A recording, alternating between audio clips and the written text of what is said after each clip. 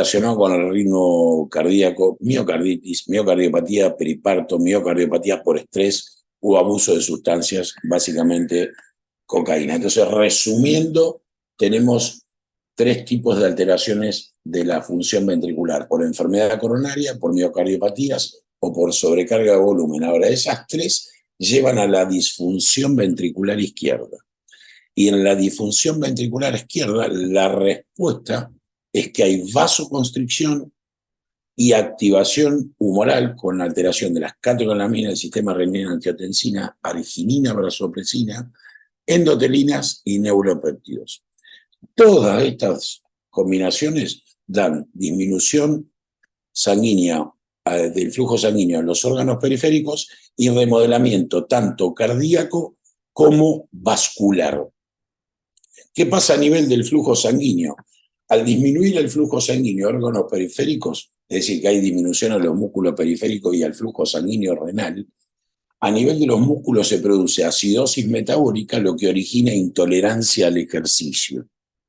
Y a nivel renal hay retención de agua y sodio, lo que origina edema y congestión. Por eso me van a escuchar muchas veces en los pacientes chocados o con insuficiencia cardíaca avanzada que lo tienen que mover trasplante, que hay que darle mucha importancia a la parte periférica, no tanto inotrópico, sino tratar de mejorar la parte periférica. ¿Qué pasa a nivel de remodelamiento cardíaco y vascular? Como ustedes saben, en el organismo humano, muy inteligente, hay sustancias que promueven la contracción y la proliferación y otras que se contraponen dando relajación y antiproliferación, es decir, proliferación negativa. Dentro de las sustancias que promueven la contracción tenemos el tromboxano A2, la angiotensina 2, la endotelina, el inhibidor del ECA, la disminución de las bradikininas, la disminución del óxido nítrico, que origina aumento de radicales libres y aumento de la óxido nítrico sintetasa. Los que promueven la relajación y la antiproliferación, básicamente, prostaciclinas y L-arginina. No los voy a volver loco con esto, pero el remodelamiento vascular lleva a una hipertrofia subintimal y a una hipertrofia del músculo liso, lo que aumenta más las resistencias vasculares, dando más isquemia miocárdica y mayor daño renal. Y por último veremos qué pasa con la disfunción ventricular izquierda. Tenemos un evento inicial que altera el músculo miocárdico y en un principio hay mecanismos adaptativos. Uno muy conocido, el más de grado, que es el mecanismo de Frank Starling. Los otros, que le nombré antes, activación neurohumoral, y todo eso lleva con el tiempo al remodelamiento ventricular. El mecanismo de Frank Starling, recontra conocido, es el incremento de la contractilidad para compensar la falla cardíaca hasta que claudica el estiramiento del músculo miocárdico y falla el ventrículo.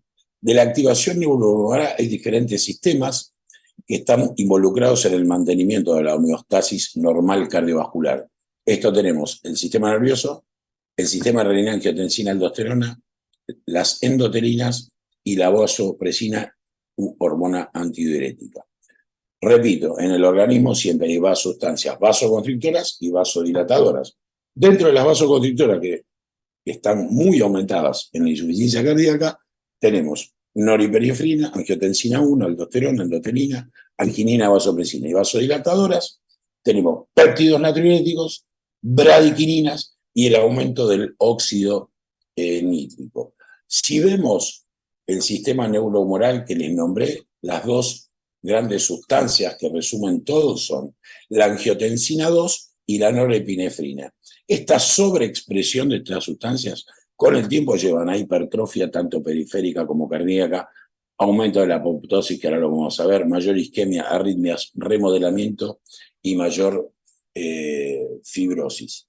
Y esto ya lo sabemos desde el año 90 con el Valgef-2, que no importa la droga, ahí se les dosaba norepinefrina sanguínea a los pacientes, tanto placebo como droga, y se veía que en el grupo placebo, los pacientes que mayor norepinefrina tenían, se morían dentro de los 54 meses, fíjense, casi el 100% de los pacientes. Por dos mecanismos actúan las catecolaminas afectando la circulación cardiovascular. Uno es un mecanismo mediado por receptores relacionados con la activación de los adrenoreceptores alfa y beta. Y el mecanismo 2 son tóxicos directos a través de su oxidación y formación de intermediarios tóxicos, incluida, como les mostré antes, la formación de radicales libres. Y esto se ve en pacientes con y sin insuficiencia cardíaca. Fíjense, el gris son pacientes sin insuficiencia cardíaca y tienen una alta densidad de receptores beta 1 en el músculo cardíaco versus los pacientes con insuficiencia cardíaca tienen una disminución de los receptores beta 1 libres. ¿Por qué? Porque están ocupados por las catecolaminas, ¿sí? Pero nunca es el 100%. En cambio, los beta 2 no tienen demasiada importancia dentro del músculo cardíaco. Y acá van a ver este estudio ya de varios años donde muestra Schwinger que en pacientes con insuficiencia cardíaca avanzada prácticamente no tienen densidad de beta-adrenoreceptores libres, con lo cual el paciente se deteriora mucho. Esto es lo que pasa. Esto no importa que no sepan o no se acuerden de anatomía patológica, pero esto es una miocarditis, que ahora les voy a contar. Esto es un acúmulo linfocitario, pero vean como que están contraídas las células miocárdicas. En realidad, lo puse como ejemplo, pero dice miocarditis por catecolaminas, nada más que eran sintéticas. Este es un paciente que lo tuvimos como 50 días con inotrópico. Desarrolló una miocarditis por los inotrópicos. Por ahí me van a escuchar, aflojen un poco con los inotrópicos, salvo que sean absolutamente necesarios. La angiotensina 2, por otro lado, ustedes tienen acá la angiotensina 1, la enzima convertidora la transforma en angiotensina 2 y esto forman receptores, estimula receptores 1 y 2 que con el tiempo la sobreexpresión da hipertrofia y apoptosis. Y acá vemos el receptor 1 es vasoconstrictor, hipertrofia celular, antiapoptótico, profibrótico, protrombótico y prooxidante. Como todo en el cuerpo, el receptor AT2 es mucho mejor, pero hay mucha menos sobreexpresión del AT2 en la insuficiencia cardíaca. Entonces tenemos el angiotensinógeno, que la renina lo transforma en angiotensina 1, la enzima convertidora en angiotensina 2, y después se transforma en aldosterona. La aldosterona está ubicada en varios lugares del cuerpo. A nivel cerebral, las altas concentraciones de aldosterona es un mediador incesante de la sed, de la ingesta de salina. Los receptores mediarán los mecanismos neurogénicos de la hipertensión arterial. Todas estas altas concentraciones aumentan la ingesta de agua y sodio y dan hipertensión arterial. A nivel renal, que es mucho más conocido, la sobreexpresión de aldosterona da retención de agua y sodio con eliminación de potasio y magnesio, lo que origina mayor sobrecarga cardíaca y con las alteraciones hidroelectrolíticas promueve el desarrollo de arritmias cardíacas. Pero también está a nivel cardíaco, donde ahora más adelante un poquitito vamos a ver cómo aumenta la fibrosis y la hipertrofia. Pero también está a nivel vascular. Actúa a nivel vascular dando fibrosis y proliferación neointimal, disfunción endotelial y alteración de la compliance arterial, dando más isquemia e hipertensión. Les decía, mire, este es un estudio también de insuficiencia cardíaca de Schroeder, ya de hace 1000 años, del 90, donde demostró que pacientes con insuficiencia cardíaca, los que tenían más niveles de aldosterona, se morían más que aquellos que tenían menos niveles de aldosterona. Y acá les voy a mostrar lo que les decía a nivel cardíaco. La sobreexpresión de aldosterona estimula los fibroblastos cardíacos, los que originan un aumento de la síntesis de colágeno con mayor depósito de colágeno, y esta secreción de colágeno produce mayor fibrosis miocárdica intersticial con aumento de la rigidez ventricular, con lo cual lleva una mayor disfunción ventricular izquierda, insuficiencia cardíaca, y la insuficiencia cardíaca aumenta los niveles de aldosterona. Es decir, hay un feedback positivo con aumento de la sobreexpresión de aldosterona. Les decía que también está dentro de los sistemas humorales la vasopresina, que en los pacientes que se hipotensan hay estimulación de los vasoreceptores centrales.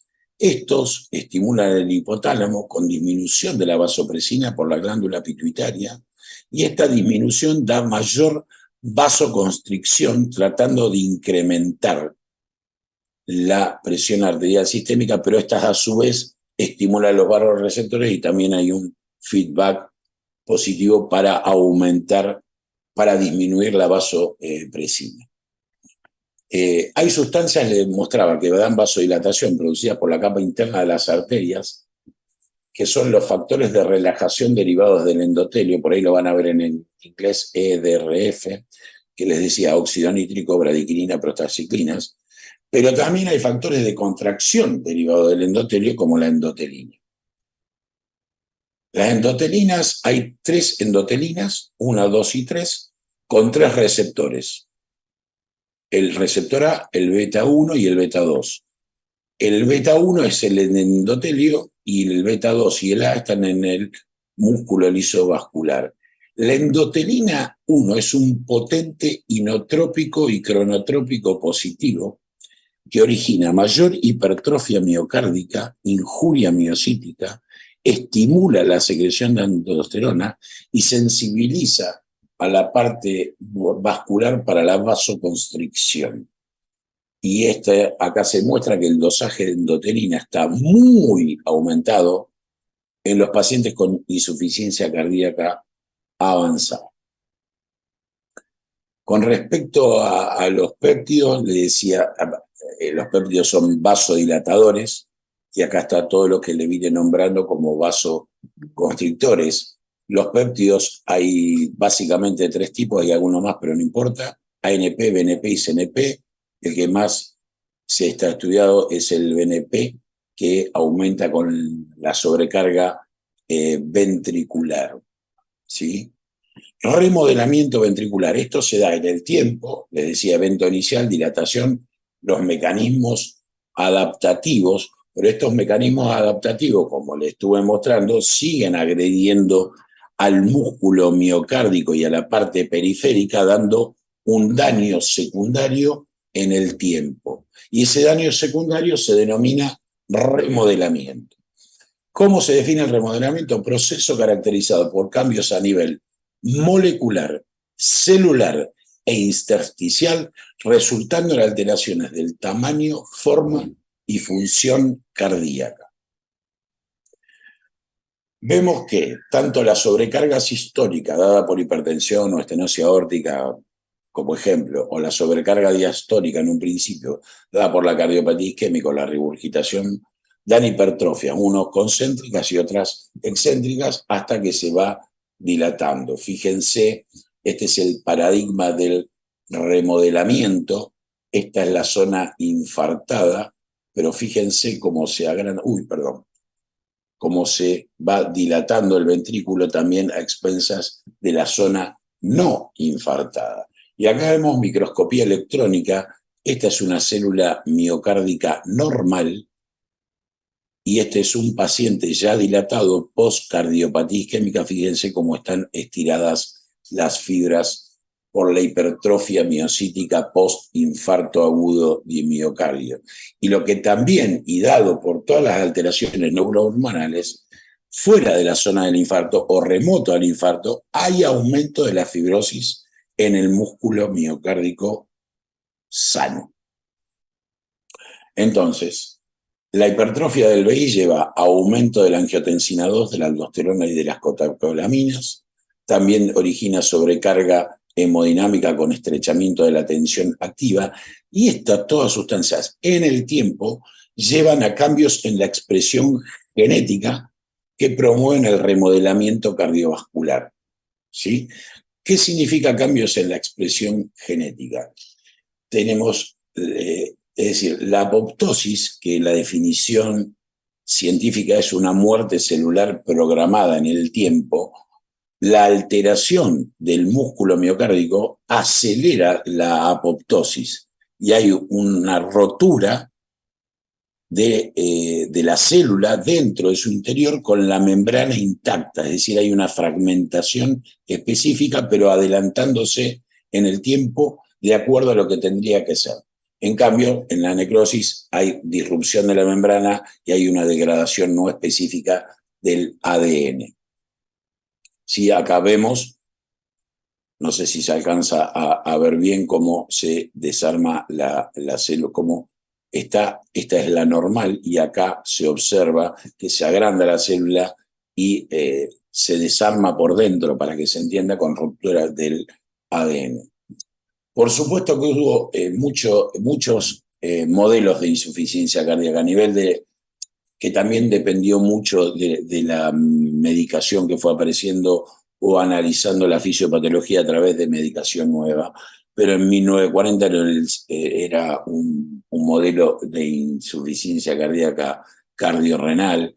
En los 60 hasta los 80 se trató más de un tema hemodinámico, que le poníamos Swan-Ganz a todo y decíamos, no, mayor resistencia. Y hoy tratamos de equipararlo con todo el nivel. De los 90 se planteó un modelo neurohumoral y después de los 2000 se agregó la citoquina. Yo creo que hoy están involucrados todos, porque no es solamente el corazón, sino que también, y repito, muy importante, la parte periférica. Las citoquinas son pequeñas moléculas proteicas producidas por una variedad de tejidos y células. Son inótropas negativas. Los niveles elevados de estas citoquinas están asociados con peores resultados clínicos. Y hay un montón de citoquinas. Le puse algunas, las más conocidas o las más estudiadas. Uno, el factor de necrosis tumoral TNF-alfa, interleuquina 1, interleuquina 2, 6, hoy hay 12, interferón alfa, hay 1.000.000. ¿Sí? Y les repito, es un inótropo negativo, produce desacople del receptor beta-adrenérgico de la adeniciclasa. Es decir, los receptores que les mostré que todavía podían quedar libres, si hay mucho aumento de citoquinas, no los deja usar igual. Produce hipertrofia de los miocitos con dilatación cardíaca, hay aumento de la permeabilidad vascular pulmonar, reducción de flujo sanguíneo, anormalidades energéticas en las mitocondrias, producción de anorexia y caquexia, activación de genes fetales que promueven la apoptosis, como les decía, demostrado en estudios experimentales. Entonces, vamos a ver esta última parte de respuesta inflamatoria inmunológica. La respuesta inflamatoria en este modelo inflamatorio tiene una respuesta inmunohumoral y una respuesta inmune celular, de la cual se piensa que es el principal mecanismo asociado a disfunción miocárdica y generalmente conlleva la presencia de arritmias e insuficiencia cardíaca. Hay otras caras de la insuficiencia cardíaca, y más en estos últimos años, que hay un boom de estudios o de análisis de la insuficiencia cardíaca con función ventricular conservada, dada por básicamente múltiples enfermedades que las metemos en una bolsa, como la obesidad, la diabetes, la isquemia, la hipertensión, disfunción renal y el desacondicionamiento sin dilatación del ventrículo. Y por supuesto también en la insuficiencia cardíaca no hay que olvidarse de las comorbilidades que afectan el pronóstico en estos pacientes. Un paciente con insuficiencia cardíaca, además de POC, anda peor. Un paciente que tiene deficiencia de hierro, anda peor. Trastornos del sueño o depresión o alguna patología atípica o atipía andan peor. Diabetes, anemia, caquexia, disfunción renal. ¿Sí? Todo esto conlleva a una peor evolución de los pacientes con insuficiencia cardíaca. Entonces, a modo de resumen, tenemos una injuria miocítica, que ya les mostré puede tener diferentes causas, con alteración de la función ventricular izquierda en un inicio. Esto produce activación neurohumoral, les recuerdo, sistema renina-angiotensina aldosterona, sistema nervioso sistémico, endotelinas y otros, ¿sí? Trata de compensar con una mayor producción de péptidos, pero todo esto prevalece y hay vasoconstricción periférica con alteraciones hemodinámicas, que ya acá hay síntomas de insuficiencia cardíaca, pero estas alteraciones hemodinámicas y vasoconstricción periférica lleva al remodelamiento y deterioro mayor de la función cardíaca, con mayor toxicidad, mayor mortalidad, mayor y mortalidad. ¿Sí? Todo esto asociado a que hay mayor congestión, mayor daño miocárdico, peor cuando se asocia a la insuficiencia renal y también la aparición de comorbilidades. Espero haber sido lo más claro posible y espero preguntas. Gracias.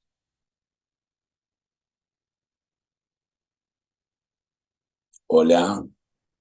Muy bueno, Fabi. Escúchame, presentaste la vasopresina como un vasodilatador, sin embargo, muchas No, veces, no, no, no. Si no, vasodilatador aumenta la disminución de la vasopresina, da más hipotensión. por eso, perfecto, listo. Ah, Por ahí me Pensé expresé que, mal. pensé que era dosis dependiente el efecto vasoconstrictor, No, pero listo. no estoy hablando de la vasopresina sintética. Eso es otra cosa. Eso es Bien, otra cosa. Porque la sintética básicamente actúa a nivel central. Esto actúa a nivel de los vasos receptores acá. perfecto. Que responde a la hipotensión, la disminución de la vasopresina. Disminuye la vasopresina. Y la otra pregunta que tengo es si las hospitalizaciones por insuficiencia cardíaca, que sabemos que tienen peor pronóstico, ¿es por la descompensación en sí o porque simplemente el paciente está yendo hacia la curva de no retorno? A ver, yo creo que hay múltiples factores. Vamos a los más clínicos.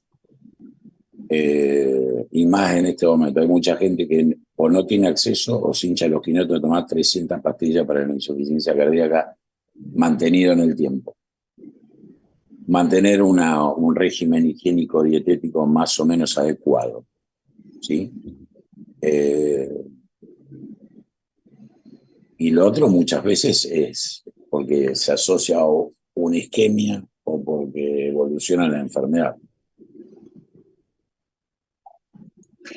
Fabi, te hago una pregunta. Justamente el otro día fue tema de discusión en un Ateneo que para que el paciente tenga insuficiencia cardíaca, no solamente teníamos la cardiopatía estructural, sino que hacía falta que el paciente tenga síntomas de congestión. O elevación Entonces, de péptidos, cualquiera de los dos. bien, o sea que entonces es necesario, para decir que un paciente está en insuficiencia cardíaca, más allá de la alteración estructural, tiene que estar o con síntomas de Y es lo congestión. es lo que plantean los europeos, no solamente la alteración estructural, sino que tiene toda una historia que también es un poco política. Pero hoy básicamente te piden que tenga elevación de péptido o síndrome de congestión. O para algún trabajo de investigación, si no tiene elevación de péptido, ni lo consideran. A pesar de que hay algunos pacientes muy avanzados que por ahí no le elevan los péptidos, o no lo elevan. Claro, sí, eso hablábamos también el otro día, que los que están muy avanzados por ahí están tan acostumbrados que toleran, digamos, no tienen síntomas o que no elevan el péptido natriurético. Sí, también está lo otro. Hay pacientes crónicos que no tienen 12.000 de ProBNP, ¿no? Pero por ahí están varios meses con 2.000 de ProBNP, Bien. sin descompensación aguda. ¿Se entiende? Sí, Digamos, como que se estabiliza el ProBNP porque siempre tienen un poquitito de descompensación. bien, Tampoco, a ver, no, perdón si te interrumpí, pero tampoco hay que ser tan esquemático, digamos. No sé, no es el tema, pero suponete una insuficiencia cardíaca aguda de nuevo, que te venga un paciente con 70 de frecuencia cardíaca, Maxi, o la tuvo de antes, o no tiene insuficiencia cardíaca, ni espero el problema. Sí, no, el paciente desinfarta, hace insuficiencia cardíaca, lo primero que hace es taquicardia, olvídate. mm, Se entiende la más fácil. Hoy es más difícil de entender el paciente que ya es conocido con insuficiencia cardíaca por la medicación, porque el corazón se adapta y todo eso. bien, Me parece que es un conjunto de cosas, ¿sí? Me parece que la clínica y los péptidos nos ayudan mucho y ya con eso tener el 95% de los pacientes diagnosticados, ¿sí? bien. Y si no tienen prueba en APS, la manda a terapia. Bueno. Gracias, Fabi. Se terminó la discusión entre terapia y coronario cuando hay prácticas. Viste que yo te decía, no, esto es una neumonía.